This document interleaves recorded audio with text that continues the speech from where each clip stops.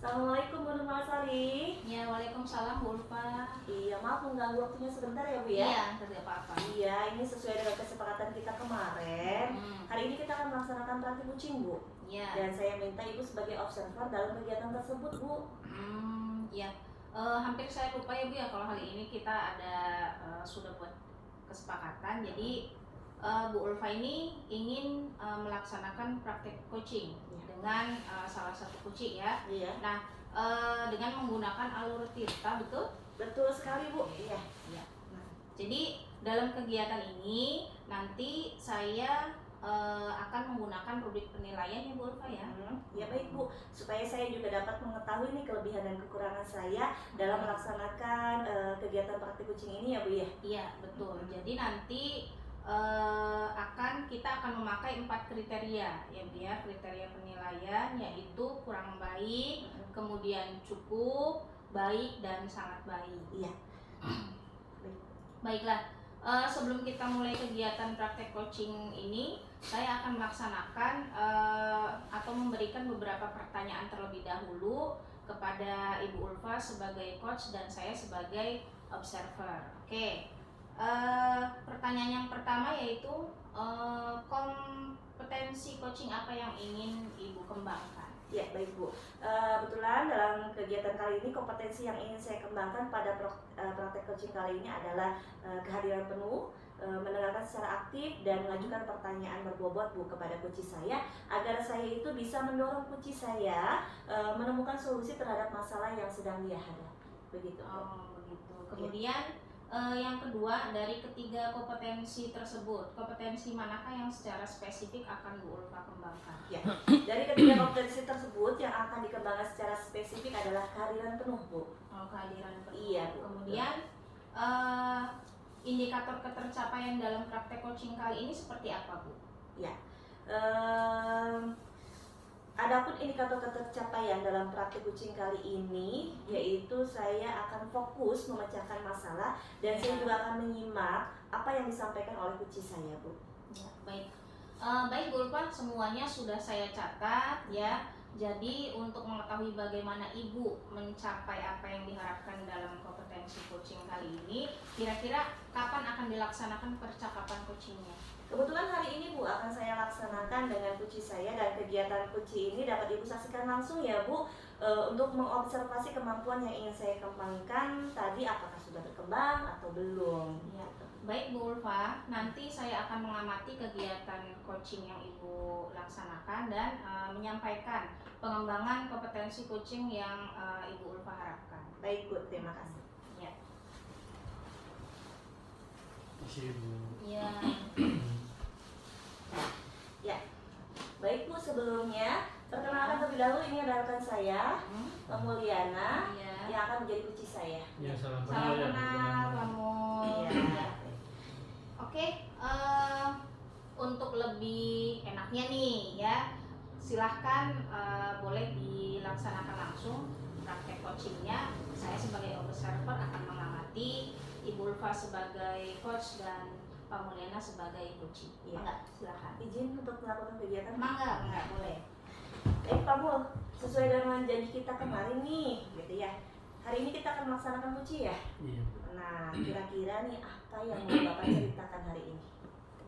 Baik Bu, saya mau bercerita tentang apa yang saya rasakan akhir-akhir ini di kelas. Akhir-akhir ini saya merasa murid-murid di kelas, terutama yang saya ajar, kurang sekali antusias dalam menerima pembelajaran dari saya. Selain itu, jumlah murid-murid saya yang mengerjakan tugas hanya 50%-nya dari tiap kelas Bu. Oh begitu ya. Jadi menurut Pak Mul nih, kira-kira apa yang Bapak harapkan dari obrolan kita hari ini Pak? Nah, kalau saya sih mengharapkan ada solusi dari permasalahan saya tentang antusiasme murid-murid yang saya ajar Bu. Ya, menurut Pak Mul nih, hal apa saja sih yang membuat murid-murid itu jadi kurang antusias dalam kegiatan pembelajaran yang Bapak lakukan? Kalau saya ingat kembali sih, hal yang menyebabkan murid-murid saya kurang antusias, yang pertama adalah pembelajaran saya sepertinya sedikit membosankan Bu. Kemudian terlalu monoton juga. saya juga terlalu dominan untuk berbicara, bercerita di depan murid-murid saya. Yang kedua, saya tidak memberikan kesempatan buat murid saya untuk berpendapat atau aktif berbicara pada pembelajaran saya, seperti itu. Oh begitu ya Pak ya. Jadi kira-kira apa saja yang dapat membuat murid Bapak itu antusias dalam mengikuti pembelajaran Bapak? Kalau menurut saya sih, murid-murid pastinya menginginkan pembelajaran yang asik, Bu. Tidak monoton, juga tidak membosankan. Nah, saya sependapat dengan Bapak ya. Lalu menurut Bapak nih ya, apa saja sih yang membuat murid-murid Bapak tuh asik dan tidak membosankan dalam kegiatan pembelajaran Pak? Kalau menurut saya sih, pembelajaran harusnya berpusat pada murid. Kemudian murid diminta untuk aktif dalam pembelajaran. Kemudian diselingi adanya ice breaking, Bu, ataupun game supaya pembelajaran lebih menarik dan tidak membosankan. Ya Pak. Lalu Pak, mengenai tugas nih yang diberikan kepada murid-murid Bapak, apakah penyebabnya sehingga kurang antusias dalam pengumpulan tugas? Kemungkinan sih karena tugas saya terlalu banyak mungkin ya Bu ya, dan berisi banyak pertanyaan. Kemudian tanpa saya memberikan sumber belajar yang beragam dan mengasihkan, Bu. Oh ya, kalau boleh tahu nih Pak, Bapak itu menggunakan sumber belajar apa saja di kelas? Selama ini sih saya hanya menggunakan buku teks, Bu, yang ada di perpustakaan gitu. Oh gitu. Adakah sumber belajar lain selain buku teks Pak? Kalau saya pikir sih banyak ya Bu, sumber belajar seperti video di YouTube, artikel di blog, atau tulisan ilmiah di internet, atau bisa juga kita menggunakan aplikasi yang sedang tren di kalangan generasi milenial seperti TikTok atau Reels yang ada di Instagram, Bu. Nah, betul sekali Pak. Saya yakin sekali bila Bapak menggunakan berbagai macam sumber belajar pasti akan membuat murid-murid itu antusias dalam pembelajaran. Jadi sekarang apa rencana Bapak untuk menyelesaikan masalah ini? Yang pertama, saya akan merancang pembelajaran yang mengasihkan dengan menggunakan sumber belajar yang beragam seperti video di YouTube maupun di TikTok. Kemudian yang kedua, saya akan memberikan tugas tidak terlalu banyak, Bu. Kemudian bentuk tugasnya juga saya akan sesuaikan dengan minat dan bakat murid-murid saya. Istilahnya saya akan melaksanakan pembelajaran berdiferensiasi begitu, Bu. Sehingga murid tidak terkesan dipaksa, tetapi mereka memang senang mengerjakan tugasnya. Misalnya menggunakan bentuk drama, lagu, puisi, pantun maupun laporan digital. Ya, kita. Sekarang nih, apa komitmen Bapak terhadap rencana yang tadi Bapak sebutkan? Saya sih berkomitmen untuk selalu membuat rencana pembelajaran yang mengasihkan, Bu, dengan menggunakan banyak sumber belajar untuk eksplorasi materi sehingga murid-murid saya dapat menjalankan merdeka belajar. Dan saya khususnya akan membuat murid-murid saya senang dalam kegiatan eksplorasi materi tanpa adanya unsur paksaan. Kemudian saya akan menyerahkan sepenuhnya pada mereka untuk memilih sumber belajar yang mereka sukai, Bu. Bagus sekali Pak. Saya sangat mendukung itu ya. Mudah-mudahan semua berjalan lancar dan sesuai harapannya Pak ya. Lalu kira-kira nih, kapan Bapak akan melaksanakan kegiatan pembelajaran yang tadi Bapak sebutkan? Secepatnya, Bu, insya Allah pada pertemuan berikutnya pada hari Senin, Bu. Oke, baiklah Pak. Jika begitu kita akan bertemu lagi pada hari Selasa ya Pak ya, untuk berdiskusi kembali terkait dari hasil kegiatan pembelajaran yang nanti akan Bapak laksanakan. Baik, Bu, terima kasih ya, Bu, atas waktunya untuk sharing.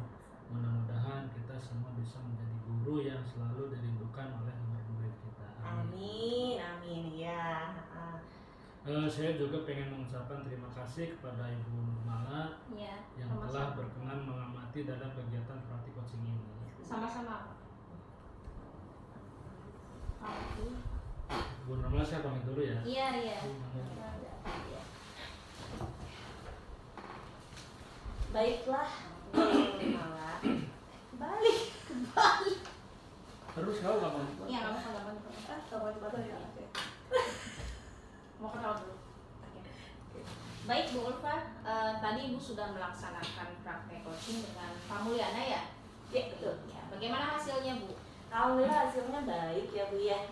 Dan tadi sudah menemukan solusi atas masalah yang sedang dihadapinya. Oke, alhamdulillah kalau begitu. Nah, langsung saja ya Bu, kita akan membahas hasil observasi dari kegiatan praktek coaching yang sudah Ibu Ulfa lakukan. Baik Bu, jadi apa yang sudah Ibu lakukan untuk mencapai ketercapaian dari indikator yang sudah disebutkan oleh Ibu sebelumnya? Iya, baik Bu. Jadi kan tadi saya mengembangkan kompetensi kehadiran penuh ya Bu ya. Ya. Tadi saya sudah fokus dalam memecahkan masalah dan saya sudah mendengarkan secara aktif apa saja yang disampaikan oleh coach saya. Oke, baik Bu. Tadi juga saya sudah melihat bahwasannya Ibu juga sudah hadir secara penuh dengan coach Ibu ya, Pak Mulyana tadi. Ibu juga sudah mendengarkan secara aktif dan sekaligus Ibu Ulfa pun sudah memberikan banyak pertanyaan berbobot pada coach tadi. Nah, izinkan saya menyampaikan hasil pengamatan saya secara keseluruhan terkait kegiatan praktek coaching yang sudah Ibu lakukan ya. Oke, untuk yang pertama, menurut saya tujuan yang disampaikan oleh coach tadi sangat jelas, yaitu ingin mencari solusi atas permasalahan yang dihadapi tentang penurunan antusiasme murid dalam pembelajaran. Itu yang pertama ya Bu ya. Kemudian yang kedua, coach memberikan pertanyaan yang dapat membuat coach menyadari bahwa pembelajaran yang dilakukan harus mengasyikan. Kemudian banyak menggunakan sumber belajar dan juga tugas itu harus sesuai. Nah, tadi itu sudah ya. Kemudian yang ketiga, coach sudah memberikan pertanyaan yang dapat membuat coach merencanakan hal-hal dalam menyelesaikan permasalahan, baik tentang antusiasme murid-murid dalam pembelajaran dan lain sebagainya.